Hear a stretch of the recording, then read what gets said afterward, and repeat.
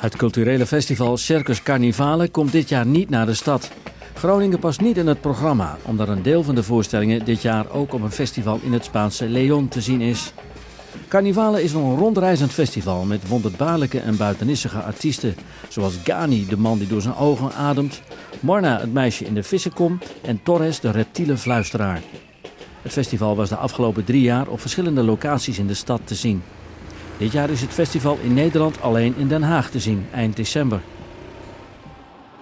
De 7e editie van Winterwelvaart heeft volgens de organisatie afgelopen weekeinde tussen de 10.000 en 15.000 bezoekers getrokken. Het zijn er minder dan vorig jaar, toen er naar schatting ruim 15.000 mensen kwamen. De verminderde belangstelling is vooral toe te schrijven aan het natte en winderige weer. Vooral op zaterdag regende het onophoudelijk en dat was vooral te merken op de kerstmarkt.